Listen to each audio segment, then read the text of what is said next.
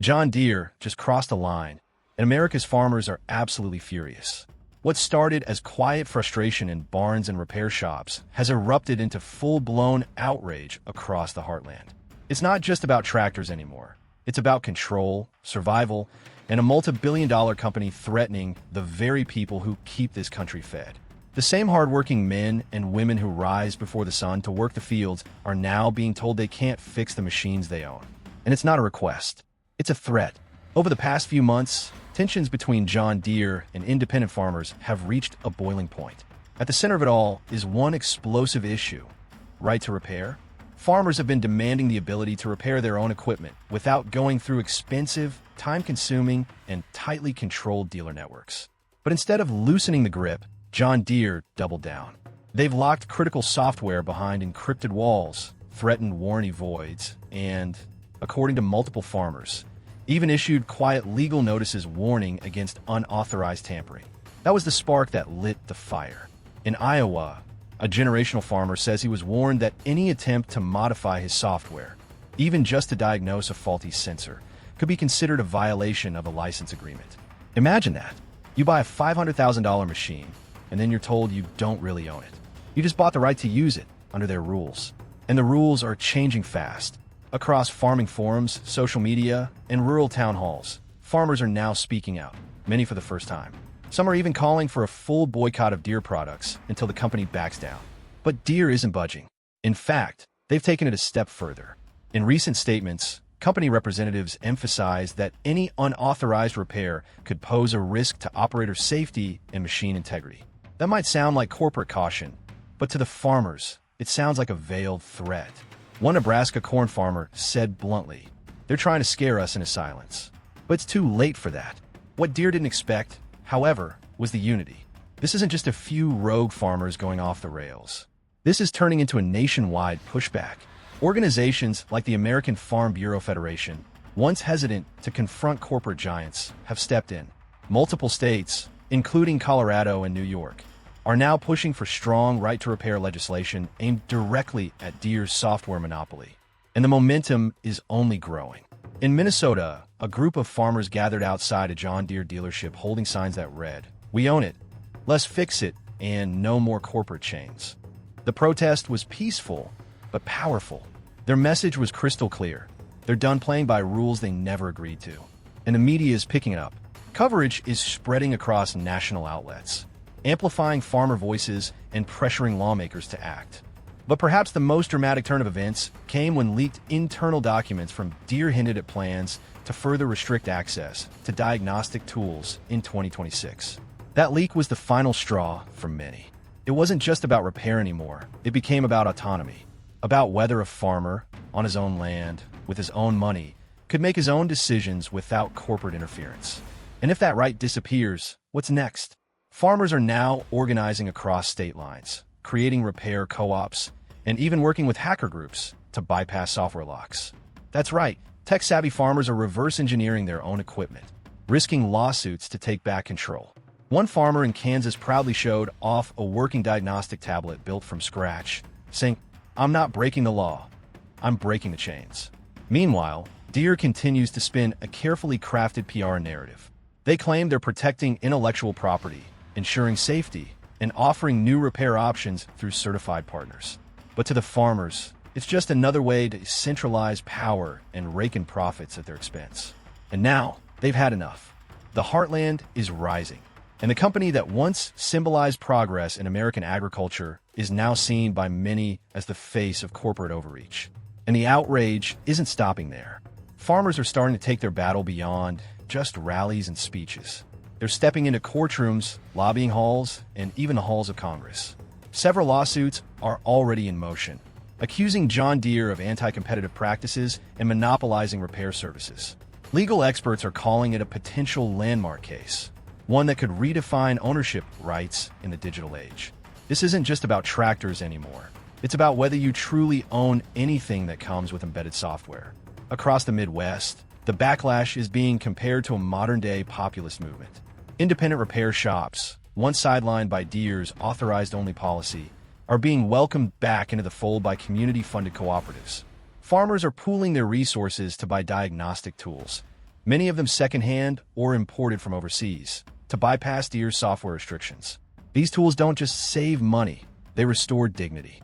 "I shouldn't have to call a tech just to replace a fuse or reset a code," said one Illinois wheat farmer. "It's insulting. We're not helpless. We built this country." And then there's the economics. At a time when inflation is squeezing every dollar and global supply chains remain shaky, farmers say Deere's stranglehold on repairs is adding unnecessary financial pressure. Imagine harvest season grinding to a halt because a proprietary sensor failed and the nearest certified tech can't arrive for 3 days. That's not just frustrating. That's lost income. That's food that never reaches the store. And that's a system designed to trap the farmer, not empower them. But the pushback is already forcing ripples through the industry. Competing brands like Kubota and New Holland are sensing opportunity. Some have started rolling out repair-friendly models, openly advertising farmer-first access to diagnostics and software. And farmers are taking notice. Equipment loyalty that once lasted generations is now up for grabs. One farmer summed it up perfectly: "If Deere won't stand with us, we won't stand with them." Meanwhile, digital activists and open-source advocates are rallying to the cause. The same folks who fought Apple over iPhone repairs are now standing with soybean growers and cattle ranchers. They're developing firmware workarounds, launching repair rights petitions, and flooding regulatory agencies with complaints. Tech blogs that once ignored rural issues are suddenly covering the Deere story with the urgency of a national scandal. Because it is one. Even former Deere employees are speaking out, quietly at first, but the silence is breaking. One anonymous insider revealed internal memos urging dealers to report suspicious repairs and flag farmers who attempt unauthorized fixes. That level of surveillance has shocked many. It paints a picture not of a trusted partner, but of a corporation policing the people it was supposed to serve. And farmers aren't having it. Not anymore. What's unfolding right now is nothing short of a rebellion in slow motion. A growing number of farmers are openly defying Deere's rules, choosing to risk voided warranties rather than accept corporate handcuffs. Entire counties are banding together, pledging never to buy Deere again until full repair rights are restored. For some, it's a painful decision. Deere has been a part of their family legacy for decades. But as one farmer in Missouri put it, "Legacy doesn't feed my cattle. Freedom does." The tension is escalating. In South Dakota, lawmakers introduced a bill that would not only guarantee right to repair, but also impose fines on companies that restrict software access. Deere lobbyists rush to the Capitol. The battle lines are clearly drawn, and both sides are digging in. And now, the media spotlight is growing hotter. National outlets like CNN, Bloomberg, and the Wall Street Journal are picking up the scent of something bigger. A David versus Goliath struggle between everyday American farmers and a corporate titan that once stood as a symbol of agricultural progress. The narrative has shifted. What used to be brushed off as a niche farming issue has now turned into a full-blown public relations crisis for John Deere. Late-night shows, tech podcasts, and political roundtables are all weighing in. And for Deere, the pressure is getting harder to ignore. In Washington, D.C., the momentum has reached the ears of federal regulators. The Federal Trade Commission, already keeping tabs on big tech for antitrust violations, is now reportedly reviewing complaints filed against Deere. There's talk, serious talk, about whether Deere's practices constitute an illegal monopoly on repair services. And if they do, the consequences could be massive. We're talking about potential federal action, forced consent decrees, and possible fines in the hundreds of millions. But even more important than that, it could unlock machines across the country. Machines that right now are essentially digital prisoners in a corporate jail. Meanwhile, the tone among Deere executives has grown tense. In recent quarterly earnings calls, investors have raised pointed questions about the fallout from this farmer rebellion. Stock analysts are starting to voice concern about long-term brand damage. Deere has tried to deflect, pointing to record profits, global sales, and new AI-driven precision farming initiatives. But the backlash is beginning to chip away at their image. Because what good is a precision tractor if the man behind the wheel can't fix it when it breaks? And in farm country, the emotional toll is rising. Generations of trust are unraveling. Grandfathers who once took pride in watching their children and grandchildren work John Deere equipment are now shaking their heads, disgusted by what the company has become. There's a growing sense that the company turned its back on the very people who built it. Farmers, known for their grit and patience, are now fueled by frustration and organizing faster than anyone expected. Online forums are turning into strategy centers. Farmers are swapping software workarounds like digital ammunition. YouTube mechanics and repair hackers are gaining cult-like followings, teaching thousands how to sidestep Deere's restrictions. What Deere wanted to keep locked away is now being cracked open by a growing army of rural innovators. And the message is simple. If you won't give us the key, we'll build our own. And it's not just tech-savvy rebels leading the charge. Even conservative-leaning agricultural lobbyists, longtime allies of big manufacturers, are now saying enough is enough. They're calling this battle a threat to rural sovereignty. They're comparing it to the railroad monopolies of the 19th century, when companies squeezed out farmers through unfair freight rates. And just like back then, the call for reform is growing too loud to ignore. In rural schools, students are watching their parents fight a corporate battle they never signed up for. In grain elevators and feed stores, the conversations have changed. It's no longer just about yield or rainfall. It's about freedom, the freedom to fix, to own, to decide what happens on your own land with your own tools. This isn't just policy, it's identity. And just when things seem to be reaching a boiling point, another spark hit the fire. A whistleblower, this time a dealership tech, released screenshots of internal communication from a Deere regional manager allegedly warning technicians not to assist farmers who attempt third-party diagnostics. The leak went viral instantly. Farmer groups blasted it across every platform. The implications were clear. Deere wasn't just restricting repairs. It was quietly enforcing a culture of suppression. The leaked messages ignited a firestorm. Farmers who had been on the fence now saw undeniable proof that this wasn't about safety or quality control. It was about dominance. It was about fear.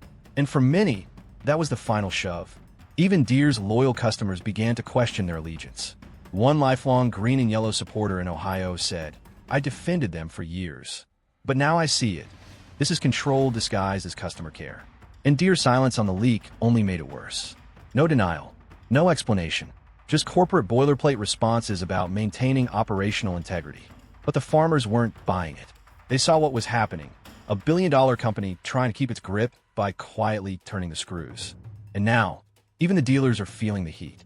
Some are privately voicing concern, caught between loyalty to the mothership and outrage from their own communities. One Midwestern dealer confessed, "I've sold Deere equipment for 22 years. I've never seen farmers this mad. They're looking at me like I'm part of the machine, and honestly, I don't blame them." And the anger isn't just emotional. It's turning strategic. A group of farmers in Wisconsin has started organizing a legal defense fund for anyone sued by Deere over unauthorized repairs. In Arkansas, a county-level equipment co-op has opened, where farmers pool money to hire a full-time independent mechanic, completely bypassing the dealership model. The co-op filled its membership within days. Farmers are proving what Deere thought impossible, that they can work around the system, and they will. Even younger farmers, those just starting out, those who grew up in the shadow of Big AG, are refusing to enter the industry under these conditions. They're speaking out on TikTok, YouTube, and podcasts, telling their stories, sharing their frustrations, and vowing never to invest in equipment they can't control. They're saying, "We'd rather build from scrap than be chained to software we don't own." These aren't just protests, they're a warning to every manufacturer in the agricultural industry. Evolve or get left behind. What Deere seems to have underestimated is the cultural shift sweeping through American agriculture. Today's farmers are tech-literate, community-connected, and unafraid to challenge the status quo. They're using drones, sensors, and satellite mapping, but they also want a wrench in their hand and the right to use it without calling a corporate hotline. And now, they're getting organized in ways Deere didn't see coming. Petitions have turned into policy proposals. Social media posts have turned into press conferences. What began as quiet grumbling in the fields has turned into a full-scale rebellion. And at the heart of it all is a simple question, one that strikes at the core of ownership in America. If you can't fix it, do you really own it? That question is echoing far beyond the fences of farmland. It's reaching tech circles, legal think tanks, and even classrooms where the next generation of engineers and farmers are asking why innovation should come at the cost of freedom. And now, it's not just John Deere under scrutiny. This farmer uprising is starting to cast a long shadow over the entire agricultural equipment industry. Case IH, AGCO, even tech-heavy startups like Monarch and Fendt. Everyone's being watched closely because farmers are no longer just buyers. They become watchdogs. In rural town meetings and AG expos, talk of software ownership has replaced small talk about weather patterns. Repair freedom is now seen as essential as soil health or crop insurance. And while Deere has tried to shift attention toward automation, AI integration, and sustainable equipment, farmers are saying, first give us the basics. Give us the right to turn a wrench without legal threats. For many, this isn't about rejecting technology. It's about reclaiming their role in the decision-making process. And Deere's PR efforts are falling flat. When they announced limited access agreements that let farmers use diagnostic software under tightly controlled terms, the reaction was swift and brutal. One farmer called it a leash disguised as a gift. Others likened it to renting your own toolbox after buying it. And then came the kicker: fine print that still prohibited permanent repairs or software modifications. The community saw right through it. It was an appeasement strategy, not a solution. Meanwhile, agricultural influencers, those with hundreds of thousands of followers, are using their platforms to expose the cracks in Deere's narrative. They're sharing stories, screenshots, invoices, and legal warnings. They're showing just how much it costs a farmer to wait days for a certified technician to drive out and flip a software switch, when the farmer could have done it himself in 5 minutes. And these stories are going viral. State legislators are starting to join the wave. More bills are on the table. Colorado just passed the first enforceable right-to-repair law for AG equipment. And now Nebraska, Iowa, and Montana are lining up to follow. Each time another state signs on, Deere loses ground. This isn't just a policy movement anymore. It's a political one. Elected officials are learning that siding with farmers wins votes. And opposing them? That's a fast track to backlash. Yet even with all the pressure mounting, Deere still hasn't given in. They're betting on their infrastructure, their legacy, and their stranglehold over dealer networks to weather the storm. But farmers have one thing Deere never accounted for: each other. The sense of community, of shared struggle, of mutual defense. It's what's kept rural America alive through droughts, floods, and financial crashes. And now, it's what's fueling a movement Deere can't control. And deep in farm country, that movement is picking up speed. Farmers are holding town hall-style meetings focused solely on repair rights. Community bulletin boards are now filled with handwritten repair guides, tech workarounds, and DIY software tricks. One bulletin read, "They built walls. We built ladders." The symbolism isn't lost on anyone. Deere tried to gatekeep farming. And the farmers? They're finding the back door. The fallout is spreading across supply chains too. Used equipment values are shifting. Older models, built before software locks became standard, are soaring in price. Auctions are seeing bidding wars over 20-year-old tractors because they're reliable, fixable, and free of corporate control. Some farmers are even starting side businesses restoring and reselling these machines, ironically turning away from modern tech in favor of mechanical freedom. And through all of this, a deeper truth is beginning to take hold. This fight was never just about tractors. It's about power, about whether rural America has a say in the systems that govern its future, about whether farmers are stewards of the land or subjects of a corporate algorithm. And that line in the dirt, Deere drew it, but now the farmers are crossing it. And once that line was crossed, there was no turning back. What John Deere might have imagined as a few scattered complaints has exploded into a historic movement, one that's changing how America thinks about ownership, technology, and the role of corporate power in rural life. From the wheat fields of Kansas to the dairy barns of Wisconsin, from the cotton farms in Texas to the soybean rows of Illinois, a united front has formed. Farmers, tech experts, lawmakers, and everyday citizens are standing shoulder to shoulder, demanding something as fundamental as it is powerful: the right to fix what they own. Deere's iron grip is slipping. And for the first time in decades, the company faces a real choice: adapt to the will of the people or risk losing them entirely. Already, competitors are carving into their market share by offering freedom Deere won't. And younger farmers, those who represent the future of agriculture, are watching this moment carefully. They're not interested in brand loyalty. They're interested in transparency, independence, and trust. This movement is bigger than one company. It's about defending the principle that no corporation should ever hold more authority over your tools than you do. It's about restoring respect to the farmer. It's about recognizing that the people who work the land know how to take care of their machines, and that they shouldn't have to ask permission to do it. So where does this end? Maybe with sweeping federal legislation that locks in repair rights for all. Maybe with Deere finally conceding and opening their systems. Or maybe, just maybe, ends with farmers rewriting the rulebook entirely. Choosing new brands, building new machines, and forging a new era of agriculture on their own terms.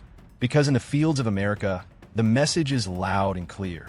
You can threaten us. You can lock us out, but you will not stop us. The farmer rebellion is here. And John Deere just learned what happens when you try to control the people who feed the world.